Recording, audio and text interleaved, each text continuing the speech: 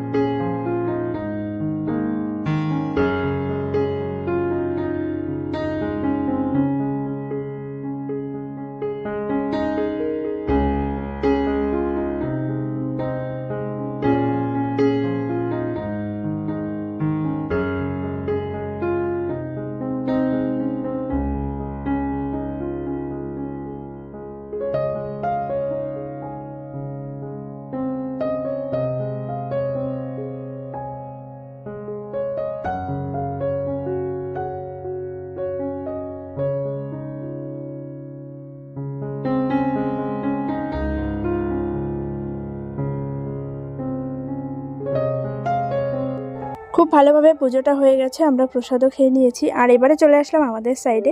এখানেও 2 দিন আগে থেকে কাজ চলছে, তোমাদেরকে আমি কম বেশি ভিডিওতে দেখিয়েছি। মানে বারান্দায় আগে আমাদের যে নলিবাসের বেড়াটা ছিল সেই বেড়াটাকে খুলে ফেলে পুরোটা টিন দিয়ে ঘেরা হয়েছে, আর তার সঙ্গে একটা দরজা, 2টো জানলাও করা হয়েছে।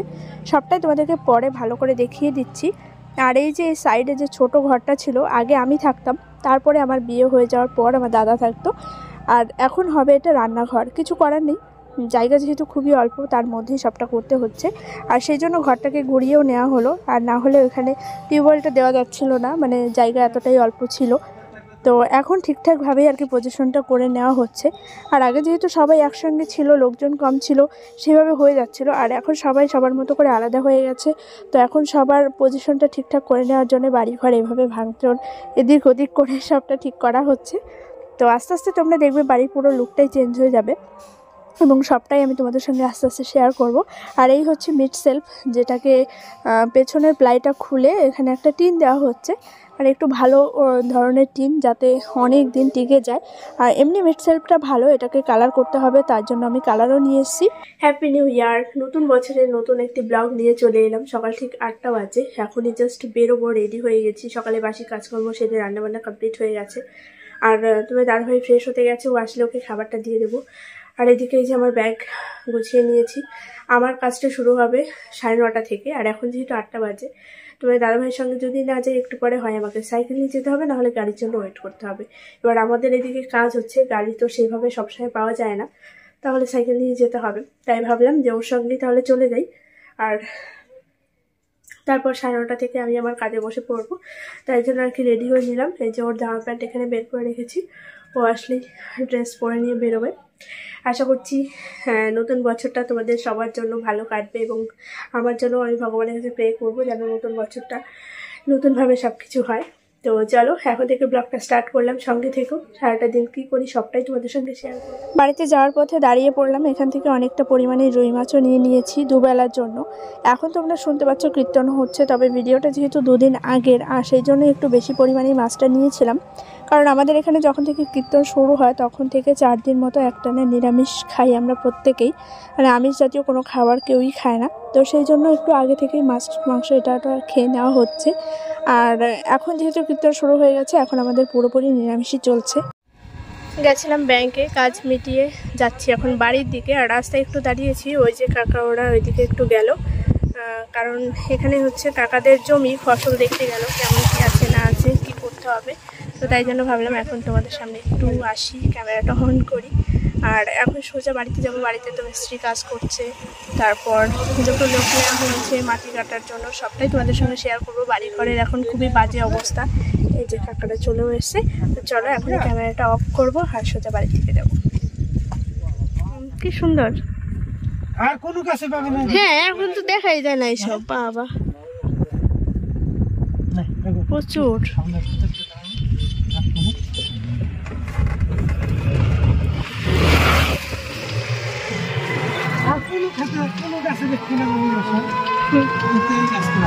সামনে আরেকটা গাছ আছে, ওটা দুটো একটু থাকে মাঝে মাঝে, সবসময় থাকে না, অল্প, এটাই বেশি।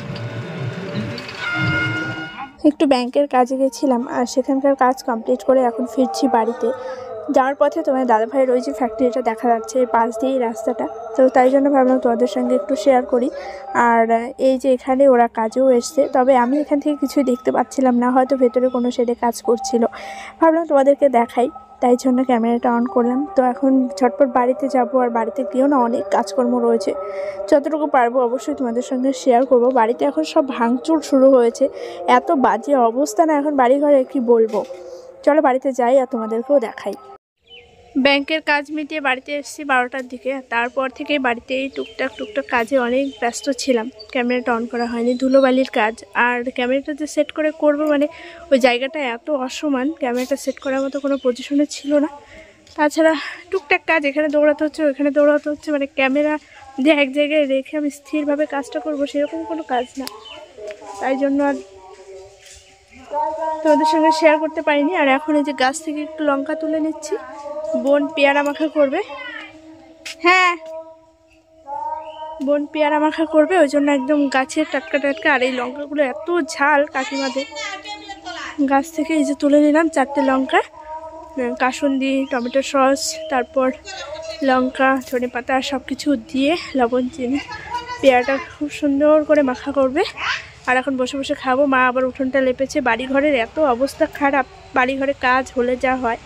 আর ওই যে ঘরটাকে ঘুরিয়ে দেওয়া হয়েছে, না হলে টিউবওয়েলটা বসবে না এখানে, দাঁড়িয়ে যাচ্ছে।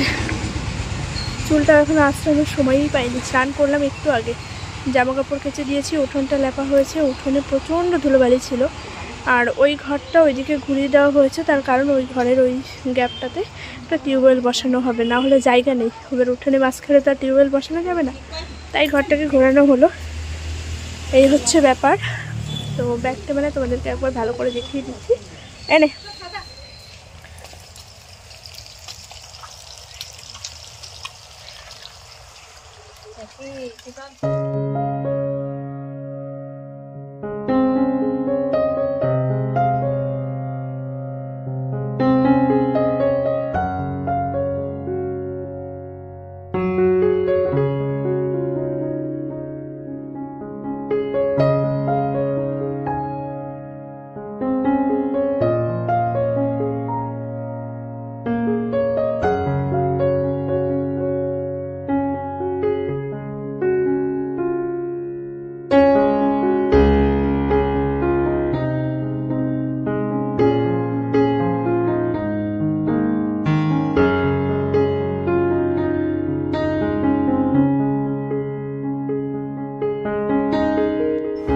মা ওইদিকে রান্না বসিয়েছে, আর বোন এখানে পেয়ারা মাখা করছে। বাবা বারান্দায় একটু হাঁটাহাঁটি করছে, ব্যায়াম করছে।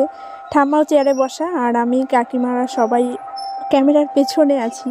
তো আরও পরে অনেকেই এসেছিলো, সবাই মিলে বসে এক জায়গায় গল্প করতে করতে পেয়ারা মাখাটা খেয়েছি। আর সত্যি বলতে পেয়ারা মাখাটা যে এত টেস্টি হয়েছিল, দোকানের টাতকেও হার মানিয়ে দেবে, এতটাই ভালো হয়েছিল। তো চলো আজকের ব্লগটা এখানে এন্ড করছি। দেখা হচ্ছে আগামীকাল একটা নতুন ব্লগে।